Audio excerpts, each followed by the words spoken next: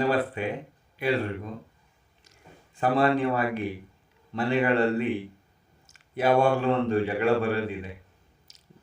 ಗಂಡ ಹೆಂಡತಿ ಮಧ್ಯೆ, ಅಥವಾ ಅಪ್ಪ ಮಗಳ ಮಧ್ಯೆ, ಅಪ್ಪ ಮಗನ ಮಧ್ಯೆ, ಅಥವಾ ಅಣ್ಣ ತಂಗಿ ಮಧ್ಯೆ ಏನಾದರೂ ಒಂದು ಮಾತಿಗೆ ಜಗಳ ಬಂದೇ ಬರುತ್ತೆ. ಏನು ಗೊತ್ತಾ, ನಿಂಗೆ ಮೊದಲೇ ಹೇಳೋಕ್ಕಾಗಲ್ವಾ ಅಂತ ಯಾವಾಗಲೂ ಫಸ್ಟ್ ಜಗಳ ಸ್ಟಾರ್ಟ್ ಆಗೋದು ಹೀಗೆ. ಇಬ್ಬರು ಸ್ನೇಹಿತರು ಇರ್ತಾರೆ ಅಂತ ಇಟ್ಕೊಳ್ಳಿ. ಒಬ್ಬ ಸ್ನೇಹಿತ ಏನೋ ಕೆಲಸ ಹೇಳಿರ್ತಾನೆ, ಆವಾಗ ಇನ್ನೊಬ್ಬನಿಗೆ ಅದು ಮಾಡೋಕ್ಕಾಗಲ್ಲ. ಇಬ್ಬರು ಆತ್ಮೀಯ ಸ್ನೇಹಿತರು, ಅರ್ಜೆಂಟಲ್ಲಿ ಇವನು ಹೇಳಿರ್ತಾನೆ, ಅವನಿಗೆ ಮಾಡೋಕ್ಕಾಗಲ್ಲ, ಯಾಕಂದರೆ ಅವನಿಗೂ ಬೇರೆ ಕೆಲಸ ಇರುತ್ತೆ. ಆಗ ಆಗಲಿಲ್ಲ ಕಣೋ ಕೆಲಸ ಅಂತ ಇವನು ಬಂದು ಹೇಳಿದಾಗ ಆ ಕೆಲಸ ಹೇಳಿದವನು ಬೇಜಾರು ಮಾಡ್ಕೊತಾನೆ. ಆಗ ಇವನು ಬೇಜಾರು ನೋಡ್ಬಿಟ್ಟು ಅವನು ಕೂಡ ಸ್ವಲ್ಪ ಕೋಪದಿಂದನೇ ಹೇಳ್ತಾನೆ, ಏನು ಗೊತ್ತಾ, ಮೊದಲೇ ಹೇಳಿ ಸಾಯಕ್ಕೆ ಏನಾಗಿತ್ತು ಮರ ನಿನಗೆ ಅಂತ ಹೇಳಿ ಬೈಯುವಾಗ ಆ ಇಬ್ಬರು ಸ್ನೇಹಿತರ ಮಧ್ಯೆ ಎಂಥ ಮಿತ್ರತ್ವ ಇದೆ ಅಂತ ನೋಡಿ. ಅವಾಗ ಅಲ್ವ, ಮೊದಲೇ ಹೇಳಿ ಸಾಯಕ್ಕೆ ಏನಾಗಿತ್ತು ಅನ್ನುವಾಗ ಸಾಯಬೇಕು ಅಂತ ಯಾರೂ ಹೇಳಲ್ಲ. ಅಂದರೆ ನನಗೊಂಚೂರು ಸಮಯಾವಕಾಶ ಕೊಟ್ಟಿದ್ರೆ ಅಂತ ಅದರ ಅಭಿಪ್ರಾಯ. ಆದರೆ ನಮಗೆ ಜೀವನದ ಒಂದು ರಭಸದಲ್ಲಿ ನಮ್ಗೆ ಆ ಅವಕಾಶಗಳೇ ಬಂದಿರಲ್ಲ ಇವತ್ತಿನ ಕಾಲದಲ್ಲಿ. ಅದರಿಂದ ಆ ಕ್ಷಣಕ್ಕೆ ಕೆಲಸ ಆಗಬೇಕು ಅನ್ನೋ ಉಮೇದಿರೋದ್ರಿಂದ ಈ ಬೈಗಳ ಸಹಜವಾಗೇ ಇರುತ್ತೆ. ಮೊದಲೇ ಹೇಳೋಕ್ಕಾಗಲ್ವಾ ಅಂತ ಮನೆಗಳಲ್ಲೂ ಕೂಡ ಜಗಳ ಇದ್ದೇ ಇರುತ್ತೆ. ಏನಾದ್ರು ಸಾಮಗ್ರಿ ಖಾಲಿ ಆಗುತ್ತೆ, ಆವಾಗ ಮನೆ ಒಡತಿ ಹೇಳ್ತಾರೆ, ಅಕ್ಕಿ ಖಾಲಿಯಾಗಿದೆ ಕಣ್ರಿ, ಬೇಳೆ ಖಾಲಿಯಾಗಿದೆ, ಉಪ್ಪು ಖಾಲಿಯಾಗಿದೆ, ಇವತ್ತು ಮಾರ್ಕೆಟಿಗೆ ಹೋಗಿ ತನ್ನಿ ಬರುವಾಗ ಜೊತೆಯಲ್ಲಿ ಅಂತ ಹೇಳ್ತಾರೆ. ಆಫೀಸಿಗೆ ಹೋಗ್ತಿರಲ್ಲ ಅಂತ. ಆವಾಗ ಯಜಮಾನರು, ಅದೆಲ್ಲ ಆಗಲ್ಲ, ನೀವು ಮೊದಲೇ ಹೇಳೋಕ್ಕೆ ಏನಾಗಿತ್ತು ಅಂತಾರೆ. ಪಾಪ ಆ ಮನೆ ಒಡತಿ ಎಷ್ಟು ಪೆಚ್ಚಾಗ್ತಾರೋ ಏನೋ, ಅವರಿಗೂ ಅವ್ರದ್ದೇ ಆದ ಜವಾಬ್ದಾರಿ ಇರುತ್ತಲ್ಲ. ಇದು ಯಜಮಾನರಿಗೆ ಅರ್ಥ ಆಗಲ್ಲ. ಈ ಮೊದಲೇ ಹೇಳೋಕ್ಕಾಗಲ್ವಾ ಅನ್ನುವಾಗ ಒಂದು ಯೋಚನೆ ಮಾಡೋಣ. ನಾವು ಮೊದಲೇ ಹೇಳೋಕ್ಕಾಗಲ್ವಾ ಅಂತ ನಾವು ಸಾವಿಗೇನಾದ್ರು ಹೇಳೋಕ್ಕಾಗುತ್ತಾ? ನಮ್ಮ ಸ್ನೇಹಿತರು ಅಥವಾ ಆತ್ಮೀಯರೋ ಏನೋ ಅಪಘಾತವಾಗಿ ಸತ್ತೋಗಿ ಮಲಗಿರುವಾಗ ನಾವು ಅವ್ರ ಮುಂದೆ ನಿಂತ್ಕೊಂಡು ಸಾವಿಗೆ ಬಯೋಕ್ಕಾಗುತ್ತಾ?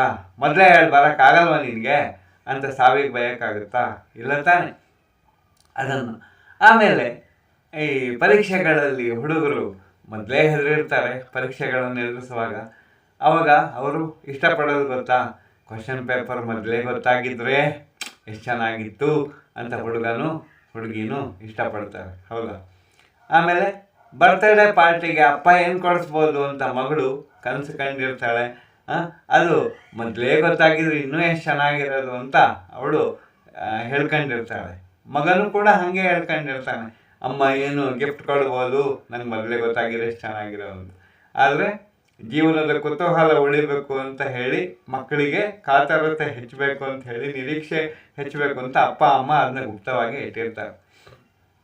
ಹೀಗೆ ಜೀವನದಲ್ಲಿ ಈ ಹೊಂದಾಣಿಕೆ ಅಂತ ಇರುತ್ತಲ್ಲ, ಪರಸ್ಪರ ಏನಪ್ಪ ಅಂದರೆ ಆನಂದ ಕೊಡುವಂಥ ಹೊಂದಾಣಿಕೆ ಇರುತ್ತಲ್ಲ, ಒಬ್ರಿಗೊಬ್ರು ಕೊಡುವುದು ತೆಗೆದುಕೊಳ್ಳುವುದು, ಈ ಮೊದಲೇ ಹೇಳಿರೋಕ್ಕಾಗಲ್ವಾ ಅಂತ ಅನ್ನೋ ಮಾತಲ್ಲಿ, ಆಮೇಲೆ ಖಾಲಿಯಾದಾಗ ತಕ್ಷಣ ಹೇಳುವಂಥ ಮಾತುಗಳಲ್ಲಿ ಕಂಡುಬರುತ್ತೆ. ಕೆಲವರು ಮೊದಲೇ ಹೇಳೋಕ್ಕಾಗಲ್ಲ, ಖಾಲಿಯಾದಾಗ ತಕ್ಷಣ ಹೇಳಿಬಿಡ್ತಾರೆ, ಆವಾಗಲೂ ಸಿಟ್ಟು ಬರುತ್ತೆ, ಹೌದಾ? ಅದು ನಾನು ಮೊದಲೇ ಹೇಳಿದೆ. ಈಗ ಮೊದಲು ಹೇಳಿದ್ರೂ ಕಷ್ಟ, ಖಾಲಿ ಆದಾಗ ಹೇಳಿದ್ರೂ ಕಷ್ಟ.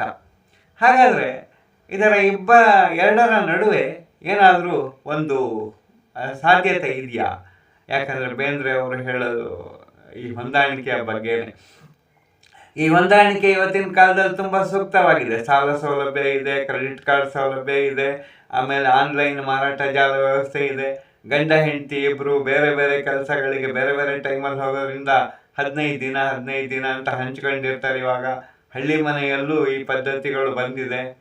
ಎಲ್ಲ ಕಾಲಘಟ್ಟದಲ್ಲಿ ಬದಲಾಗಿದೆ. 15 ದಿನ ಅಡುಗೆ ಮನೆಯ ಜವಾಬ್ದಾರಿಯನ್ನು ವಹಿಸಿಕೊಂಡಿರುವ ಮನೆಯಲ್ಲಿ ಯಾರೇ ಆದರೂ ಇಬ್ಬರಿಗೂ ಗೊತ್ತಿರುತ್ತೆ, ಗಂಡ ಆಗಲಿ ಹೆಂಡತಿ ಆಗಲಿ ಯಾರೇ ಆಗಲಿ. ಆಗ ಅವರು ಏನು ಮೊದಲು ಹೇಳದೆ, ಆಮೇಲೆ ಖಾಲಿಯಾದ ತಕ್ಷಣವೂ ಹೇಳದೆ, ಆನ್ಲೈನಲ್ಲಿ ಯಾವುದು ಖಾಲಿ ಆಗುತ್ತೆ ಅಂತ ಮೊದಲೇ ಅಂದಾಜಿರುತ್ತಲ್ಲ, ಆವಾಗ ಅವರು ಆನ್ಲೈನಲ್ಲಿ ಇಬ್ಬರು ತರಿಸಿ ತುಂಬಿ ಇಟ್ಟುಬಿಟ್ರೆ ಅದು ಖಾಲಿಯಾಗುವುದು ಇಲ್ಲ, ಮೊದಲಿಗೆ ಹೇಳೋದು ಬೇಡ, ಕೊನೆಗೆ ಹೇಳೋದು ಬೇಡ ಅಲ್ವಾ? ಸರಸ ಜನನ ವಿರಸ ಮರಣ ಸಮರಸವೇ ಜೀವನ ಅಂತ ಹೇಳಿ ಬೇಂದ್ರೆ ಅವರು ಈ ಹೊಂದಾಣಿಕೆಗೆ ಹೇಳಿರೋದೇನೋ. ಅದಕ್ಕೆ ಇದನ್ನೆಲ್ಲ ಯೋಚನೆ ಮಾಡಿ ನಾವು ಜೀವನದಲ್ಲಿ ಹೊಂದಾಣಿಕೆ ಮಾಡ್ಕೊಂಡು ನಡೆದ್ರೆ ಬಹುಶಃ ಎಲ್ಲ ಕಡೆ ಸಮಾಧಾನ ಇರುತ್ತೆ ಅಂತ ನಮ್ಮ ಗುರುಗಳು ಯಾವಾಗಲೂ ಹೇಳ್ತಿದ್ರು. Life is nothing but adjustment control ಅಂತ ಜೋಸೆಫ್ ಇಮ್ಯಾನ್ಯುಯಲ್ ಸರ್ ಹೇಳ್ತಿದ್ರು.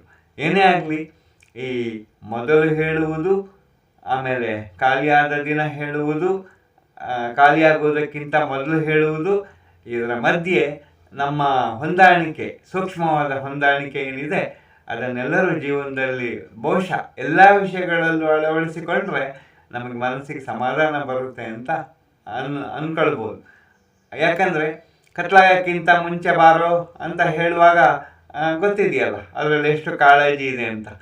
ಅದಕ್ಕೆ ಈ ಥರ ಎಲ್ಲ ಹೊಂದಾಣಿಕೆಯನ್ನು, ನಿರೀಕ್ಷೆಯನ್ನು ಮೊದಲೇ ಮನಸ್ಸಲ್ಲಿಟ್ಟುಕೊಂಡು ಇನ್ನೊಬ್ಬರಿಗೆ ನಾವು ಹೇಗೆ ಸಮಾಧಾನ ಕೊಡಬಹುದು ಈ ಮಧ್ಯಮ ಮಾರ್ಗದಿಂದ ಅಂತ ಈ ಮಾತಿಂದ ಅರ್ಥ ಆಗುತ್ತೆ. ಬಾಕಿ ವಿಷಯ ಎಲ್ಲ ನಾಳೆ ಮಾತಾಡೋಣ. ನಮಸ್ತೆ.